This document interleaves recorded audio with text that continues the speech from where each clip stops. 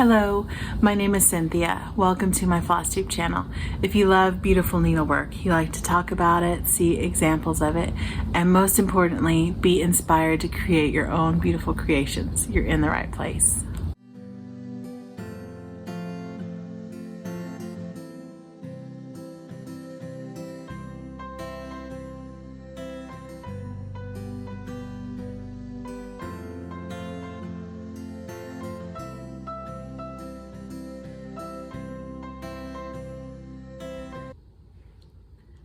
Thank you so much for spending time with me today. I welcome you to my channel, Stitching in the Light. If you are a first-time viewer, welcome. And if you're a returning subscriber, welcome back.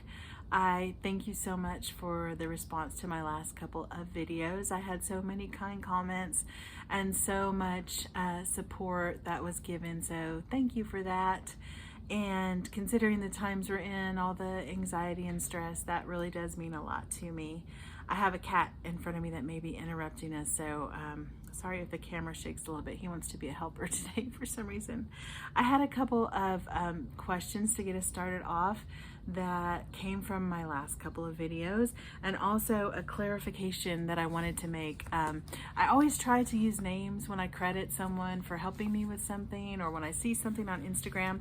I'm not perfect at it, none of us are, but I meant to thank Barbara Inlow for sharing this Advent calendar piece that, oh, it's upside down. I always do things upside down. I wanted to say thank you to Barbara Inlow for commenting on my Instagram inquiry when I was trying to figure out where my grandmother's pattern came from 1989. So I forgot to edit that in. I wanted to thank her for that. I also had several questions, 3 or 4, on Instagram and here about where I got the pattern for this project bag, and I answered them in the comments, but just in case you were wondering, I didn't have a pattern for this. I basically followed Vonna Pfeiffer's tutorial, which is up, and intended to make it more of a kind of file size. A lot of my patterns tend to be you know, either this size, the half size, or a full sheet. So I wanted it to be about 9 by 11 or 10 by 12 when it was finished. So I didn't quite get there. It's a little smaller than I wanted, but if you follow Vonna's tutorial, it's really easy to adjust the size to be however big you want it. I'm also working on one that's going to be like a kind of vertical closure like this and hold some threads in it. So I will be showing that. I have it cut out. I haven't sewn it yet, but I'll be showing that hopefully next video. So thank you to all those that admired my bag. My sewing skills are not very advanced, but I'm getting better. In fact, I have some to show you where I've improved. So the other question I had was, sorry for leaning in, was about my punch needle. I had shown my whip that is now finished in the actual stand. It's called a Morgan stand, and probably a lot of y'all know what this is, but I do really enjoy using it. I don't know, the question on the video said that she or the viewer said she uses a single hoop, so I don't know how I would do that with punch needle, to be honest. I'm afraid I would stab myself, but I usually use this larger end here and hold it in my lap. I've even thought about using it for cross stitching for my mirabilia in particular, because I have to use a hoop for that since it's white. I don't want to stitch it in hand, and I had thought to try it. If anyone's ever used a Morgan stand for cross stitch, let me know if you enjoy that or if it works, if there's something I'm maybe not thinking about. So that was the Morgan stand, and where I got it was from a sweet viewer, Nikki, who just really blessed me with that. I think you can find them though if you Google Morgan stand. They are a little bit pricey, but if you do a lot of punch needling, I would think it would be worth it. I really do think it's a good product. So that was a question that I had from last time, and then I wanted to go ahead and segue into some finishes. The first one being that punch needle I referred to. I showed it to you in the hoop last time, and here it is all finished. The lettering is tricky. This was my second piece that I've ever done. The first one I sent back to Nikki as a thank you, and I can sort of manipulate these threads a little bit. You can see on the back where the lettering is punched, and I followed all along the edges, but when you turn it around, it sort of gets lost in there. The welcome is kind of hard to read, but I'm happy with it. The spring is pretty legible. I feel like you can tell what that is, and I'll just try to do better next time. I didn't have the heart to rip it out and do it again, so it is what it is, and it's not coming out obviously till next spring. It was just a project that I got stuck on because I had the wrong size tip. I needed a 3-point or a 3-strand tip, and I could not find it on my Ultra Punch. I ended up getting the CTR, and I really enjoyed using that. So I used all the called for DMC on this Welcome Spring. Actually, no, it's called Carrot Row. It's called Carrot Row from Teresa Kogut, and it is in the punch needle from spring of 2019. If you have that subscription or that digital file, it's a really cute punch. So I will probably put that on a book, or I was gonna back it, but I wanted to show you what it looks like when you take it off the hoop. It's a little bit scary. You think, oh boy, that's not gonna look good, but I stretched my last piece on some foam core and glued it around. I even used some pen and filled in, which I had heard Teresa Kogut say she does too, and I was like, oh good, I didn't make that up myself. But I'll probably put some kind of trim around here to hide the white fabric if there is any showing. And it's super simple to do. There's lots of videos on YouTube about how to finish that. So there was my first finish. The next finish I wanted to share was the Mystery Sal with Stephanie Webb from Lindy Stitches. She put it out in 3 weeks over 3 Fridays, just for a whimsical, kind of fun representation matter sal for a child with a different skin tone. And she announced on Friday, after the alligator was shown, that there has connotations for particularly residents of Florida with children that were mistreated.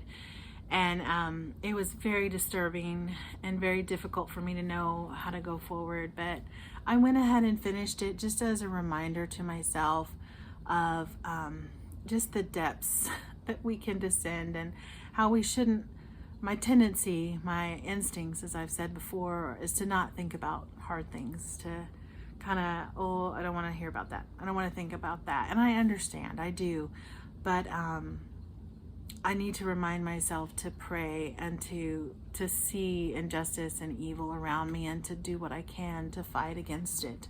I had that pin from a coworker when I was working at a women's shelter for victims of violence, and I heard and witnessed some horrific things there, and did what I could to help, and I continue to do so. So it sort of redeemed the situation for me, that I would go ahead and finish the sal, and that I would go ahead and use it as a way to pray for victims and for injustice, and to have eyes to see in ways that I can help, for the Spirit to work in me. So it was a good experience overall, even though last Friday was a little difficult for me. I'd never heard that story. I'm from Kansas, and I didn't know anything about those horrible practices. So I was just, I don't even have words, but as I said, this did turn out really nice, and my stitching is getting better. I used the same flannel, or not flannel, the same fleece that I lined this bag with. I thought, I know this is kind of thick. You know, it's not too thick, but it's pretty firm. What would it be like if I just ironed that onto the stitching? And I didn't even have a full solid piece. I had to piece it together. But when I ironed that on and stitched this pillow, I was like, game changer. I have kind of poo-pooed the whole, you know, oh, interfacing, my fabric's fine, I don't need to do that. But I was planning to stuff this with rice because I didn't have sawdust from my dad. I'm hoping to get some picked up. And I thought, I'm just going to use rice. And I know the rice does sort of filter through the linen. I've had that experience. It's kind of powdery. So I thought, I'm going to go ahead and do it. And my corners turned out so nice and sharp. And then it just holds up really well. It feels really good in the hand. So I was just thrilled. So it goes to show practice makes progress. Not perfect, but the more you do something, the easier it gets. So don't be afraid. This fleece was the recommended weight from Vanna's tutorial. I will try to link that tutorial. I know her videos are back up. And so I would encourage you to try that if you're having trouble with your pillows staying nice and square. I was just really happy, and I'll probably keep doing that. I didn't do anything fancy on the back. The top stitch is just kind of a flange finish. I do this when I make decorative pillows, so I don't know why I hadn't thought to do it on a small one, like when I make full size, you know, house pillows. And I really like that finish, and it's so much easier. I got the idea from a new FLOSSTUBER. Her channel's called Elizabeth Can Stitch. She's done 2 floss tubes, and I will link her below. And she did a finish with a flange, and I was like, that's what I'm gonna do. It's much quicker, and I think it looks really finished and really nice. So thank you for that, Elizabeth, if you're watching. And I will link her channel below. She stitches a lot of the same things that I stitch. The last thing I wanted to share for finishes, I was so happy with. It's funny how just a small little stitch can become such a fun project. I had this honeybee in my cup from Priscilla and Chelsea. It's just a download on Etsy, and I thought it was really cute. It was a little bit bright for my style. I usually try to make, if I kind of have this continuum, if something is really cute, I make it a little prim. If something is super prim, I make it a little bit cuter. So I kind of have this continuum, and I used these threads that were just a little bit darker. This 3828 here was my honeycomb, or my bee skep, not honeycomb, my bee skep, versus kind of the bright gold, I think it was 729 that she had put for DMC. And then this is a spicy mustard, which doesn't actually translate with a ton of contrast. It's probably not what I would have picked if I had an entire, you know, store in front of me that I could have chosen from, but it's what I had. And so I thought I would try it, and I love the way this turned out. And I think y'all did too, because I had like, oh gosh, like 500 and something likes on the Priscilla and Chelsea Facebook group, the Stitching with the Housewives. So thank you for all of your love and sweet words about this project. It made me feel really good. This bee skep is stitched, and I'll show a picture. I thought I hadn't changed it that much, but I really did when I got to it. I'll show a side-by-side of how much I darkened it and how much the texture on the bee skep changes this project here. I'll insert it. So as you can see, the satin stitch I did in kind of a basket weave, and the Algerian eyelets in the middle just gave it so much texture. I also changed the bees. I've stitched my bees that way since I did on one of my very first projects from Brenda Gervais. It's just a 1/1 diagonal. I did it two different ways, but it's either yellow, brown, yellow, or black, yellow with ribbon, not ribbon, lazy daisy wings. So they turn out really cute. They're a little fragile. You can bump them and pull that stitch. So it does make your piece a little bit, as do the satin stitches, a little less secure. When I wouldn't put it somewhere where it would be touched a lot, but mine's not going to be, so that's fine. And I was promising some people on Facebook that I would explain how I finished this. This drawer is one that Kitten Stitcher recommended, Teresa Vanette, for her eggs that she does a series on. Like, I think she has like a Liberty one and like just a fresh eggs one. And this drawer is so perfect. I found it in the floral department. It cost $7.99 originally. Sorry if that's turned for you. But it is pretty easy to find back there, and it was half price, so $4. And I thought, oh, you just can't beat that. It has that knob on top. I thought about changing that to crystal, but it doesn't really show that much, so I didn't feel like, I mean, you could pop that off. It doesn't appear to be drilled through. I think it's just glued on, but I just left it and tied a bow and a twine, and I used some of those antique buttons that I found in a bag for $1 from an Antique Mall last spring. And so that is just a perfect backdrop. I intend to go get some more. And then this styrofoam, I know you don't like styrofoam, Helen, but This piece came from Dollar Tree and it's a perfect size. Didn't have to cut it, didn't have to mess with it. I did have to prop it up just a skosh with this little piece of felt here. I wanted it snug up against the top so it wouldn't rattle. And when I rolled this piece of felt, it doesn't show and it sticks right in.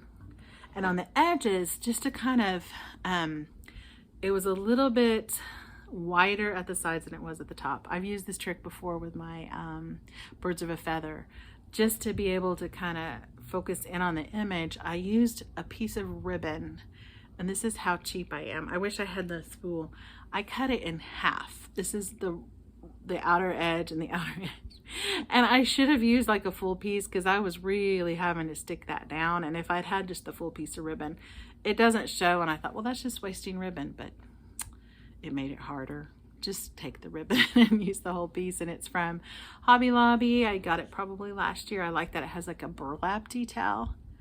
Again, I like to make things a little more prim. So instead of it being more graphic, the gray fabric I used is much toned down from the black Ada that I have often done these on. And then the cup I even did in a duller 3866 instead of 3865.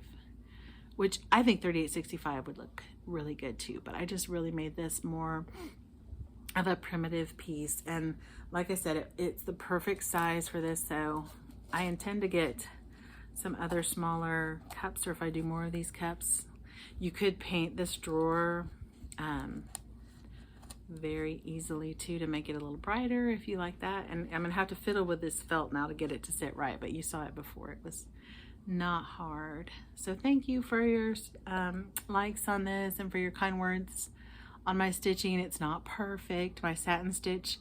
I just kind of figured it out as I went along. I didn't have anything charted. I just thought, well, it'll be about 5 across, and then I'll do the Algerian eyelet, and then I'll do about 5 horizontal. So if you want to see a close-up, I put that on Instagram. I was kind of vulnerable thinking, oh, I hope people don't think this is cruddy stitching, but I didn't have anybody be mean, so thank you.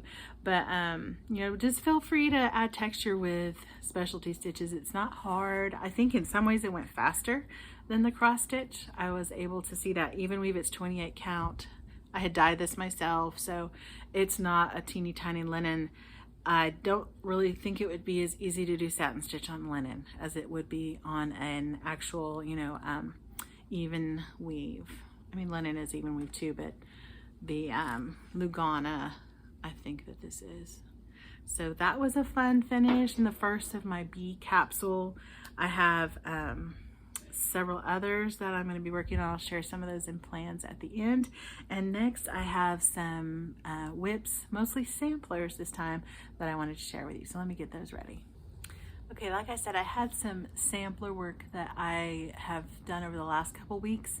I didn't get as much done as I wanted, but I haven't shown you in a little bit, so I thought I would go ahead and update on Sarah Woodham in particular. I've kind of had a little bit of a wall. I don't know why. I think just being overwhelmed by it. It was the first sampler I ever bought, and it's kind of a little more tricky. It has a lot of eyelets that run this entire border.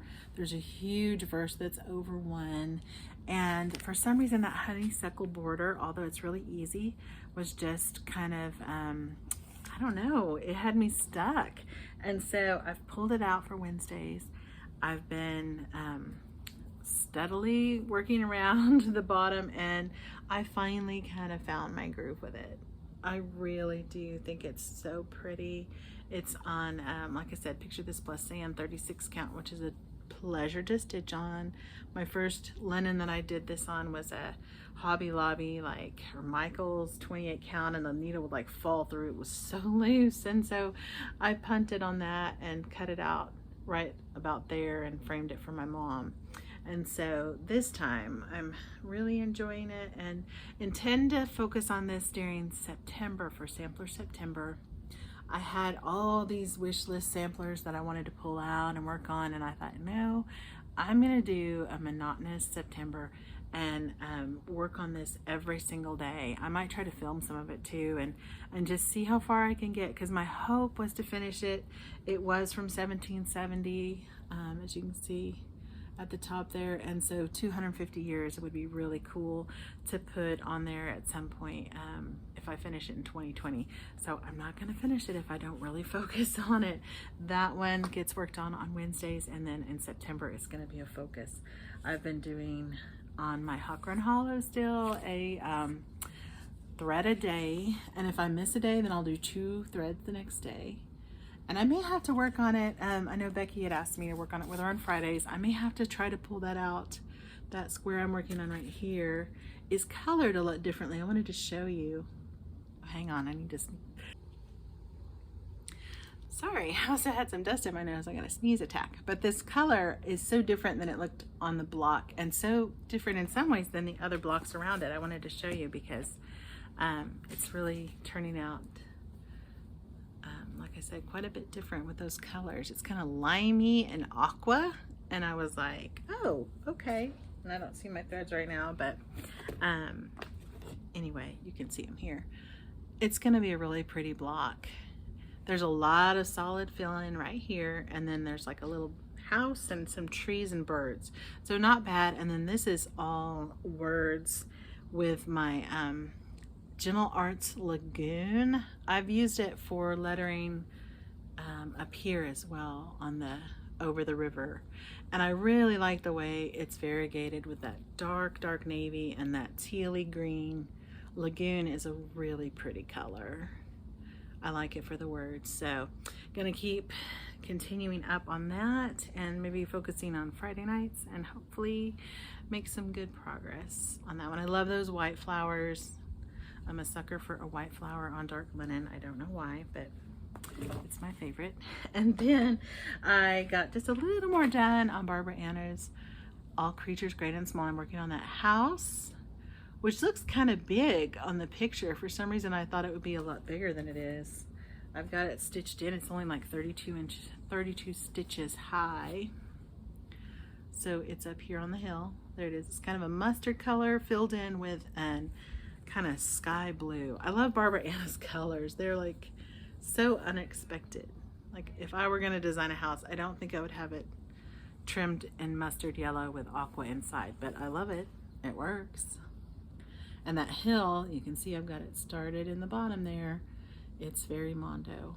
It's very big.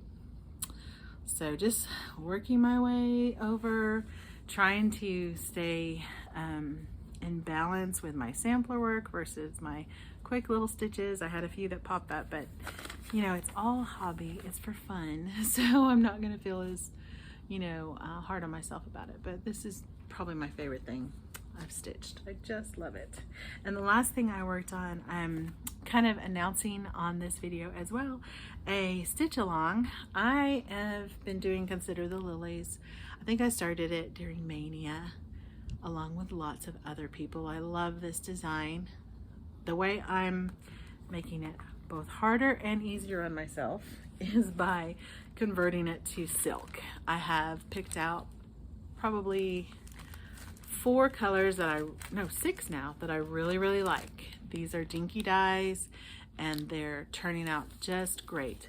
The 2 new ones I got are from Dying for Cross Stitch. It's a Facebook group, and I think I may have mentioned it last time. I think I did, but when I stitched it, I hadn't stitched with it. I'll show you. It's turning out great. I'm actually using this for like a periwinkle. It's called charcoal gray, but it's more purple, so I used that one just because I wanted to. And I'm getting closer to having this kind of blocked in. It is so big, it's hard to show. And yeah, that's the right side. The purple I used is right there. It's so pretty. It's like a really subtle variegation, but it definitely shows movement of color there. You can see light to dark. So that's going to be in several different flower pots, and I think it's a vase too, that purple. There are, I want to say, like, I've written all of this out. People had said, oh, silk's going to be so expensive. It's going to be about $20 more the way I'm doing it. Now, if you went out and got all, you know, silken colors or $8 a skein silk, then yeah, it would be probably, you know, significantly more expensive. But with Dinky dyes, they're about $4.30, $4.50. And then the hand dyed that I got from this lady, Kathy, who does a beautiful job. She was like, I think $3 for 10 yards. So it doesn't have to be that catastrophic. It really doesn't. And the reason why I say I'm making it harder on myself and easier is the colors I'll show you in my haul. Sometimes they don't work out. From the first time now, no, actually the second, I bought the wrong weight of thread the first time too. It's so hard to do things online when you can't see the color. It looks so different on the monitor, and I try to do Google image searches. That's how I found the, I think it's the perfect lily color here. It variegates so soft, and it's called pumpkin spice. So I would have thought pumpkin spice would be, you know, like crazy orange or bright, but it's very soft and sherbety. So it works. Sherbety, is that a word? I made it one. It's really pretty, you know. So that was from a Google search. I found it in another kit and they showed it up close and I was like, yeah, that'll work. And the greens aren't too hard because, you know, a dark green is not that tricky. But I don't think I did as well with my brick color that I attempted to find for the house. I don't know, y'all let me know when you see it. It might work out. But the times I've been stitching on this, the reason I don't get super far, I do it on Sunday. Usually Sunday afternoons, especially with the pandemic, are open now. I used to be so busy on Sundays being a pastor's wife, but now we just go in the morning and then afternoon I just stitch away. I had a horrible headache this week though, so it wasn't as much of a fun time as I'd hoped. I made it all the way down to the bottom and I almost waited over here as the end. I always like to see the finished, you know, out kind of borders and kind of get an idea of how things are going to go. But like I said, I'm stitching it on Sunday. So I found another friend who's stitching it. I have a couple and I'm going to tag them in the bottom. But M. Kissa, a friend I found recently, and I were talking, and she would like to stitch this piece with me. She's farther along than I am. She's doing great work on it, so I hope we can encourage one another, and I enjoy a SAL. It's going to be going for a really long time. This is not like a, you know, get it done in 6 months, fly through this at all. As you can see, I've been working on it for months and I've not gotten that far, but it is so much fun to see each other's progress and to you know, talk about certain challenges you're having with it. I have a couple of friends stitching the sparrow in my Tuesday night group, and I like to see how they kind of go back and forth with, well, did that work for you? And why is my cow orange and all that stuff? So if you are stitching, consider the lilies, and I'm going to tag a few people. I looked at the hashtag. I didn't find a SAL that's going. Let me know if you know of one, but I didn't see one. Ours is going to be, and let me look at my notes because I'm already going to forget what it's called. Stitch Lilies on Sunday SAL. So I'm thinking of you, Kristie from Crosshatch Quilts, and I'm going to talk to Nicole. I know she had been putting this down for a little bit, but anybody else that you know of, or if you are thinking about starting it, I use the light mocha from Zweigart. It's about $30 for a half yard, so you don't have to break the bank with that. And the DMC is really pretty. It has, I did use one of the DMCs here to just see what it's like. It has some of the newer colors, like I think that's a 21, so some colors you may not have ever used before, and they're super, you know, affordable, so you don't have to have a huge investment on it, but it's so fun, and it's gonna take a really long time, so the more encouragement I can get, the better. And I do want to recommend too, if you are maybe gonna stitch it right now, but you'd like to see other stitchers, there is a Facebook group that Beth Twist started. She announced it when I was in a guild meeting with her last month, and it's a very fun, encouraging group to be in. So I will link that below. I think she just calls it Heartstring Samplery Stitchers. I may have that incorrect. I'll flash it up here if I was wrong, but I always like to stitch things and to look at the designers' Facebooks because they can, you know, just encourage you and give you updates on what's coming up. If you love Beth Twist like I do, it's a good place to check out. So the hashtag again is Stitch Lilies on Sunday SAL, and Marissa is going to be doing that with me, I know. And I had said something about starting it on August 4th if you want to join it, but really it's already going as far as our stitching on this. So anytime you want to join in, join in, use the hashtag, and if you don't want to start just yet, then follow the hashtag, see how we're doing, and cheer us on. That would be great. Thanks. Okay, I had one other whip that I was gonna show, but I'm not because I'm kind of mad at it. The poppies, patriotic poppies, was supposed to be finished, but a squirrel came along with some of those little stitches that I did, and I did not get it finished. It is so close. I could probably sit down for an hour and finish the dumb thing, but for some reason I'm just not in the mood for it. So I will show you that when it's finished. I'm not going to say next time because I kind of jinxed myself, I think, but I have it sitting there and I'm like, no, I don't even want to show it because it's not that much to see yet that I haven't already shown. The alphabet is all done. The birds are done. I just have to stitch the flowers and attach the corduroy. So I don't know what my block is there, but anyway, I'll be showing that soon. The other thing I wanted to show is Stitchy Kindness and haul, and I don't have a ton of that, but I have some amazing Stitchy Kindness from a couple of people. The first being my Aunt Ruth, my great Aunt Ruth. She was a cross stitcher, or in the past had cross stitched, and her sister, Catherine, I have shown her work before. I'll try to insert a picture here. She was killed at age 25 by a drunk driver. I think I shared this story last summer because I was at my mom's around this time.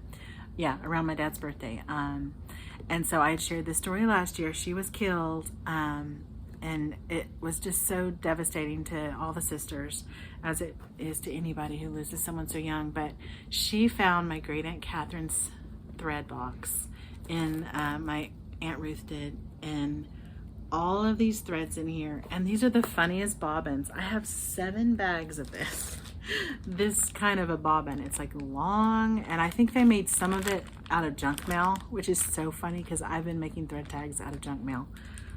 I guess you just can't escape your your genes in some ways. Yeah, see, look at this. This is like some kind of old 1 gallon, it says. Yeah, this is junk mail and packaging for food. So I come by that naturally, don't I?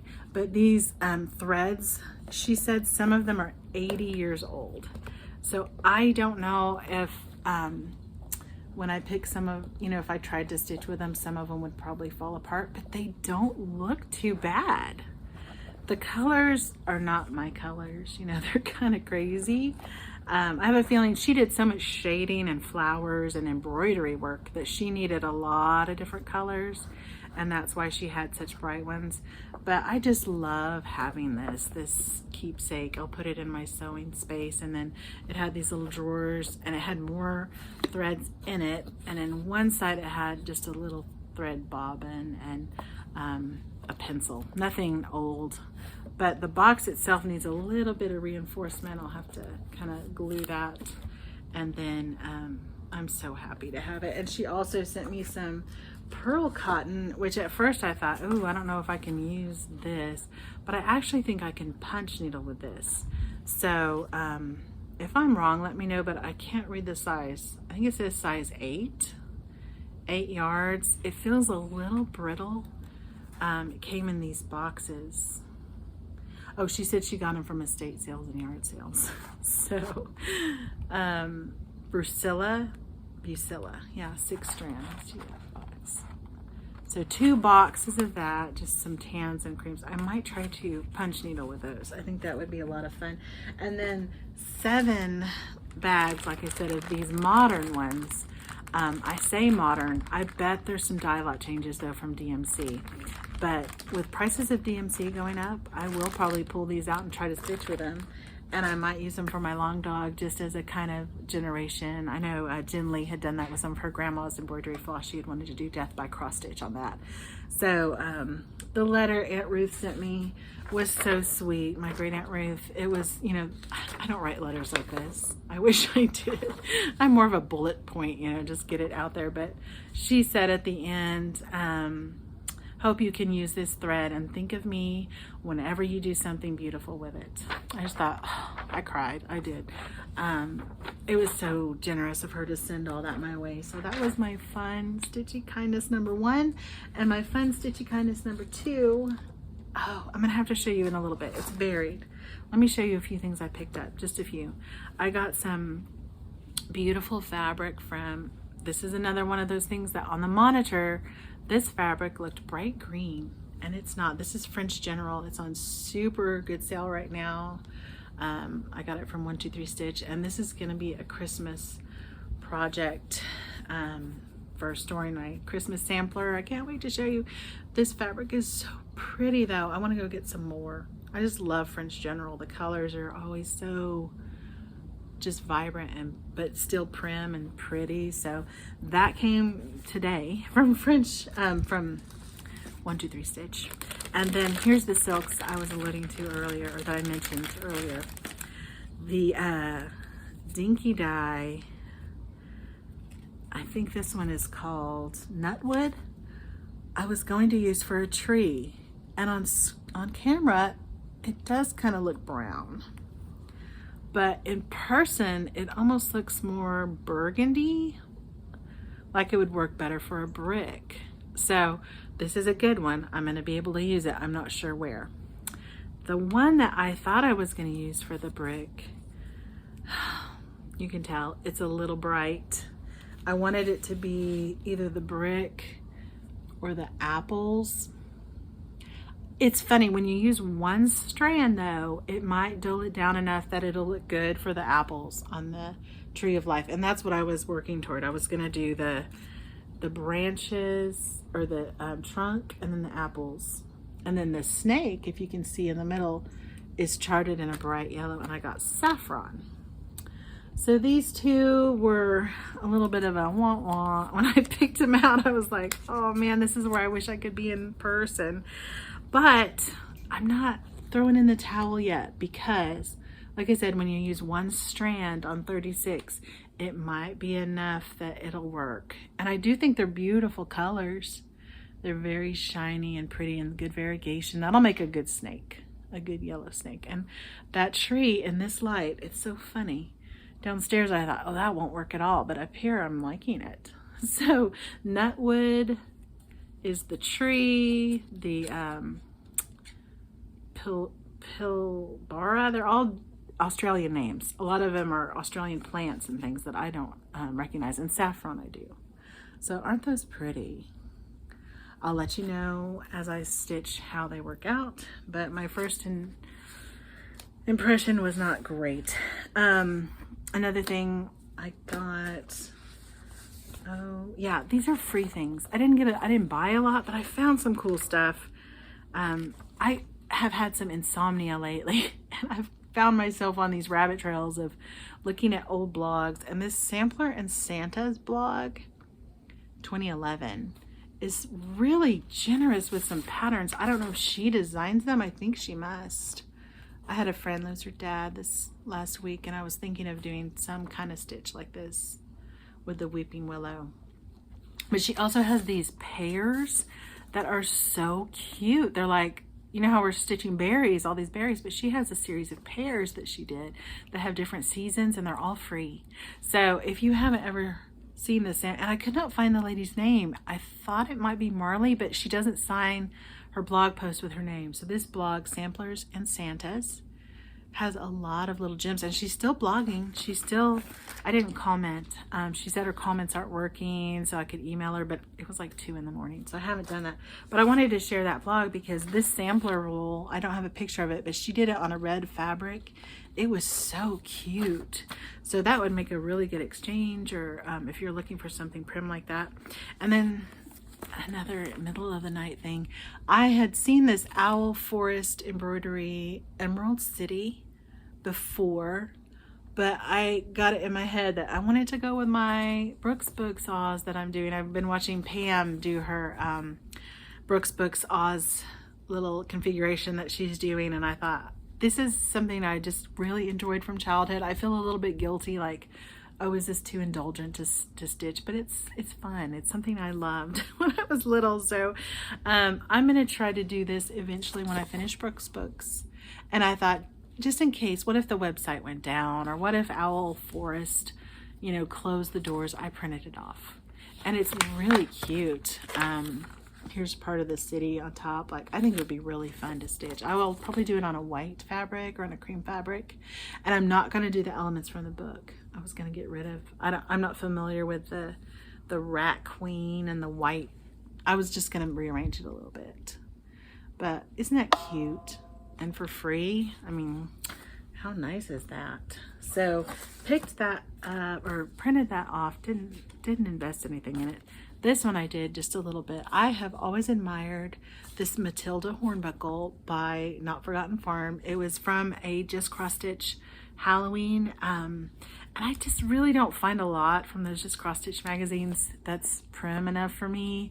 I think back in like when this first came out, probably 2014 or 2012 even, there was more of that in there. I think there used to be more Plum Street and more for Not Forgotten Farm than there is now. So I had even considered getting the disc just to have this pattern. And I was like, I am not spending $30 just to get this little tiny, because it's small, Matilda Hornbuckle. But she recharted it, Lori Brecklin did, and she posted it last week.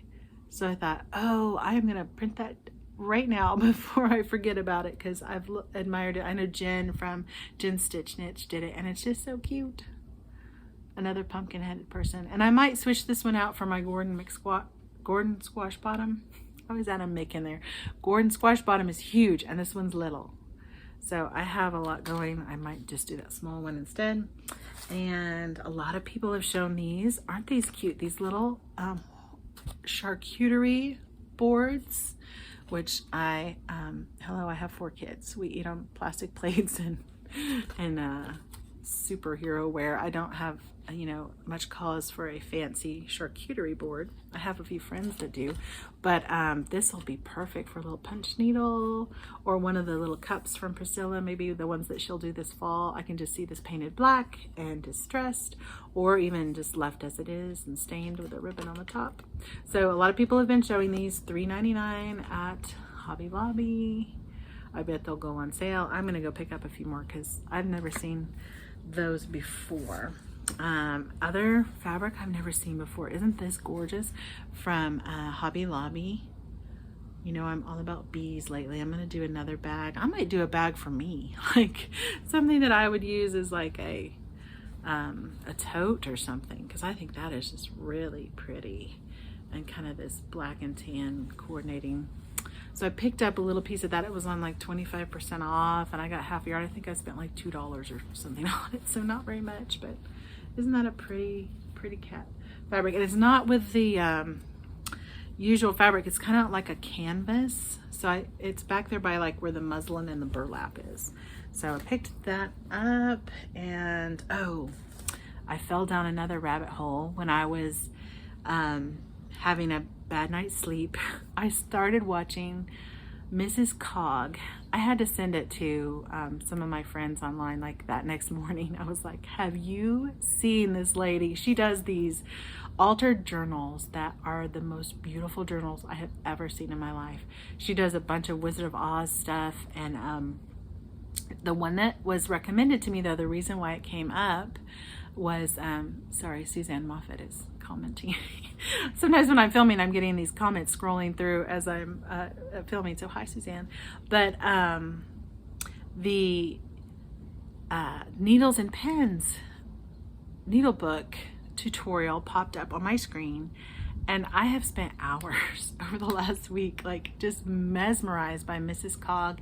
That's not her real name. I can't remember what her real name is, but her channel is Mrs. Cog, and I'll link it below, especially the needle book she did. But she uses this sari silk. I've seen this before. Stephanie Webb showed it with some kind of needle roll she had done, and I just thought that is so cool. I love like international kind of boho kind of stuff, as long as it's like kind of my colorway. And even when it's not, I wear a lot of bright colored shoes that are from Germany and China. But this stuff is so neat, and it was from a seller. I think it's not Junk Gypsy. I can't remember. Gypsy something. I will link it below though. And I just got it like an hour ago. It's like, I think 40 or 50 yards of silk ribbon. You separate it out and you iron it, and oh, I just can't wait to make some pretty things with this. I will be doing some giveaways with things I make with this, with paper or with needle books or with project bags, finishing. I mean, my mind is just whirling of all the things you could do with this. So that is gorgeous. The other gorgeous thing I got was a surprise. I'm not gonna say her name, but oh my goodness, when I opened this, I was like, that is the sweetest thing. I got these beautiful thread drops, and I don't have permission to say her name, so I won't, but you know who you are. Thank you so much.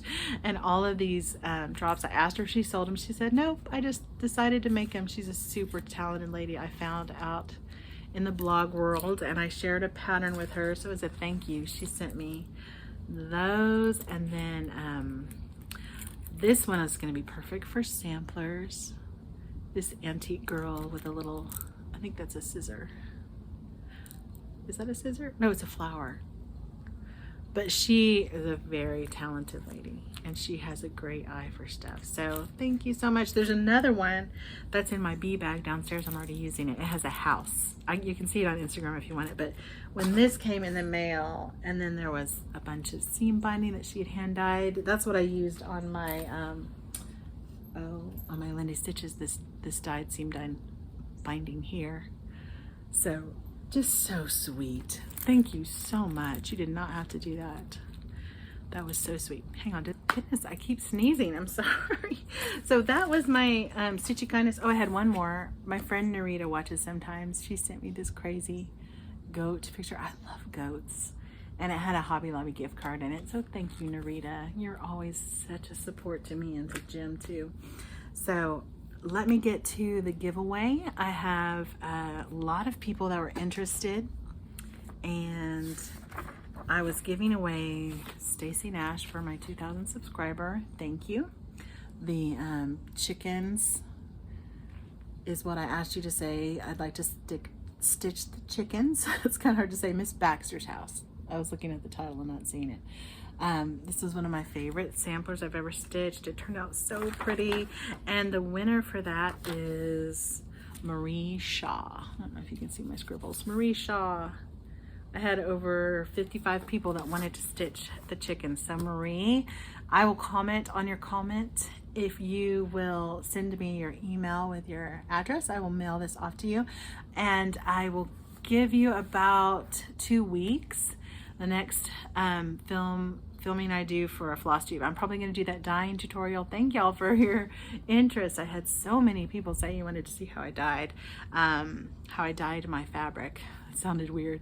So that will be in between, but my next FLOSSTUBE will probably be at the end of July. So if I don't hear from you by that point, I will go to the next people on the list, or the next person on the list. But Marie Shaw, if you will contact me, I'll send that out.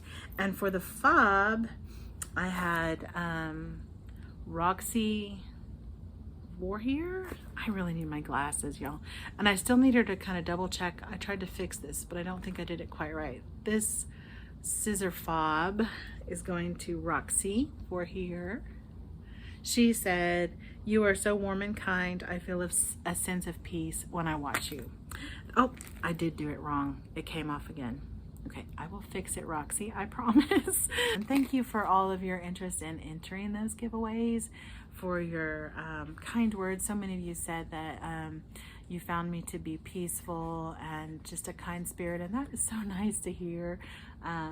We're sort of stuck inside. I don't get to talk to as many friends and feel that encouragement as much, so it's such a blessing to get it from y'all. So I'm trying to see, plans. The last thing I wanted to talk about, just real quickly, I had tried to show a bee pattern, and I was showing the actual pattern in my FLOSSTUBE that showed my bee projects.